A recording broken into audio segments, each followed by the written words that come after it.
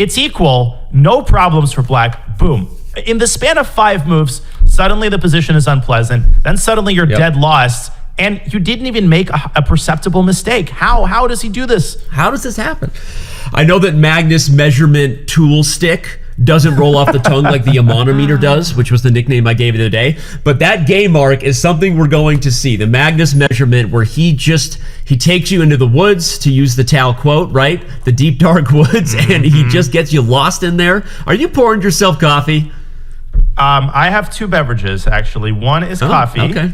And one is a green beverage, but I will maintain the suspense by not revealing what it is.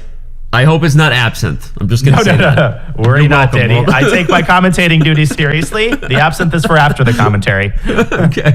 All right. Well, there aren't many green drinks that you have. Besides AG1, which is a fantastic daily drink to help boost your overall health and wellness. AG1, one of the official whatever sponsors of, hey, I just rolled off the tongue. Danny, here we that are, was game beautiful. 2. That transition was amazing. Wesley So gets a knight on e5 in his b3 systems. You said, is this what you thought Wesley would do in the first stage, or is this a result of losing the first game? Or you think he'll poke and prod a little bit?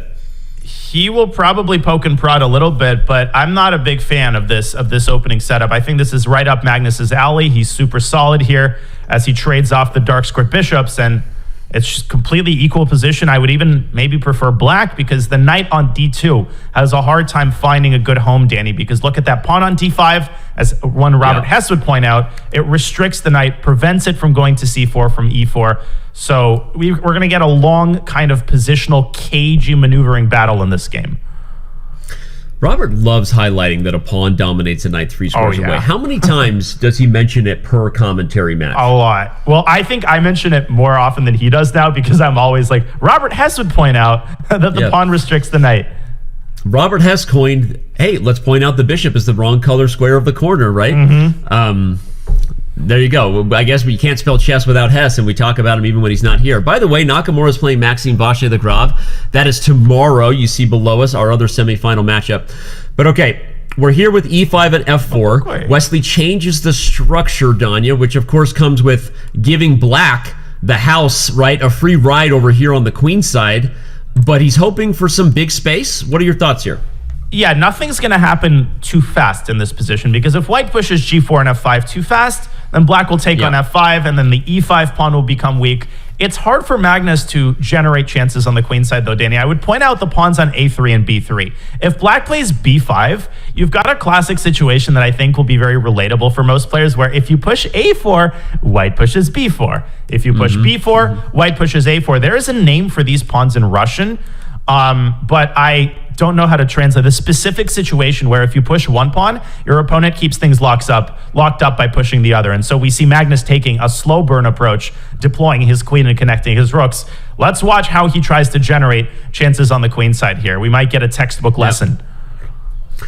I love that. And it is a very common defensive maneuver to put your pawns side by side to lock it up just like this. But note that Magnus pushes it first, so that maybe now when c5 comes, it's maybe a little harder to keep it locked up. And in fact, Magnus does it justifying his queen on c7 and not allowing white to have fully locked up the queen side. So I get that answers your question, Ganya. That's how he was going to do it right there. Yes, but now he's got that weak pawn on b7, and Wesley can say, wait a second, 2 can play at that game. You're not the only, you don't have a monopoly on the queen side, and you've got a really bad bishop on h7 that's biting on granite. So whatever you do, keep that pawn chain healthy to keep black's bishop out of the game. I would even trade queens here and either stick a knight on d4 or maybe play this cagey move rook to a2 and then knight d4 to make sure that your pawn is well protected. Okay. He plays knight d4 first. Wow, knight b8.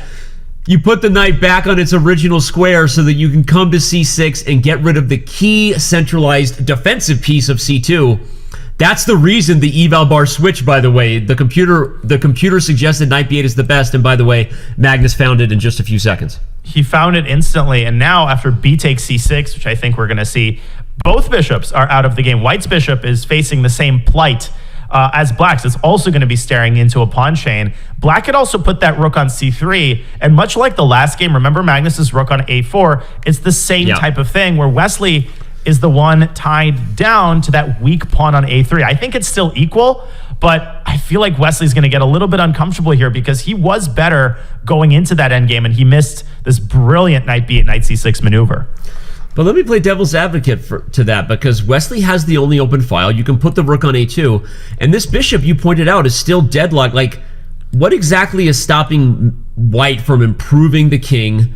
I guess the problem is when I get there, where do I go next? If I go too far, I can get myself in trouble. But I'll ask it this way: what is Black's plan here beyond just the improvement of rook c3? No, Danny, your point is very well taken. I'm starting to change my mind about this position. I think the reason Magnus didn't put his rook on c3 is precisely because if the king reaches d4, the rook literally was going to be trapped. And it's hard to push d4 because you open up white's bishop. So that seems to carry much more drawbacks than strengths. Now Wesley is going to centralize his king. He's going to try to seize further control of the b file, and it feels like he's starting to garner some practical chances in this endgame. Yeah, I agree, and I was feeling that because even though I looked at it objectively and thought Wesley missed, I'm like, white has more ways to improve than black, although this is a great move from Magnus because, as I said, when there's only one open file, whoever owns it often controls the highways, and Magnus is not going to let Wesley sit on it.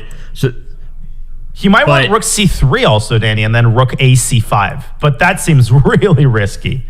You're gonna walk both your rooks into the c file.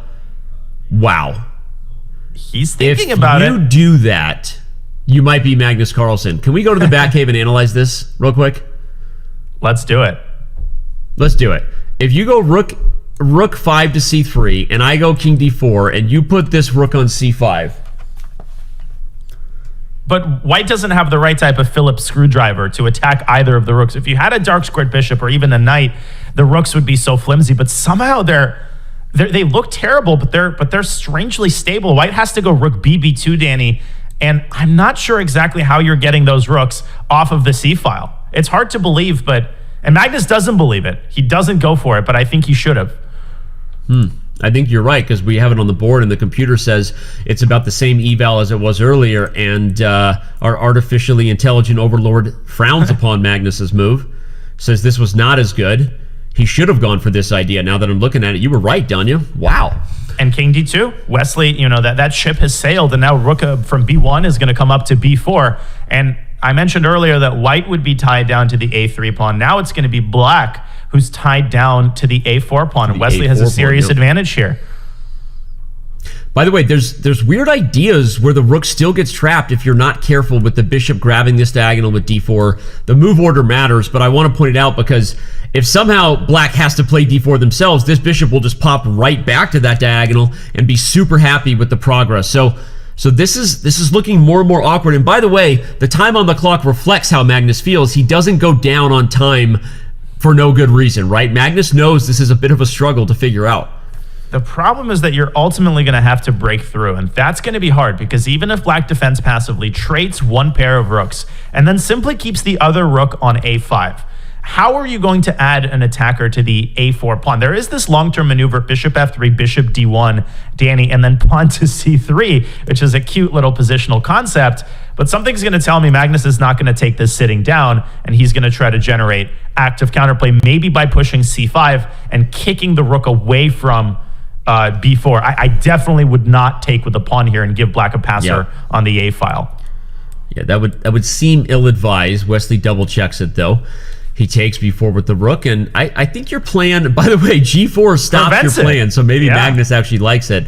But it is still a long road for Wesley to have a target. The problem I have is, what does Magnus do to stop it? Is he going to play c5? I guess he will. That'll be the key.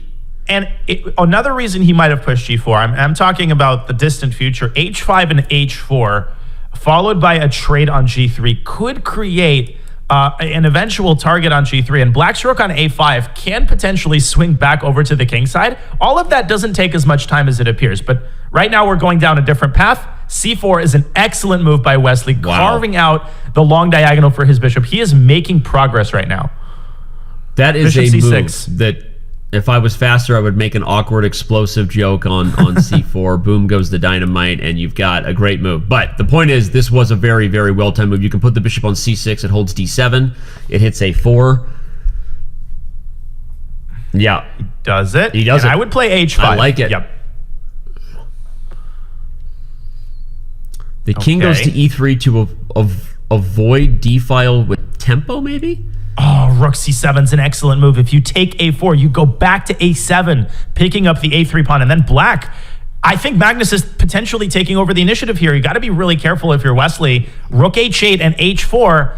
That idea has become reality, Danny, and it's happened much sooner than we all expected. h4 is coming soon to a theater near you. Yeah, and you still have the problem that if you grab the pawn, the rook just swings back here. So Wesley in trouble. He goes. Oh no! Magnus is taking over.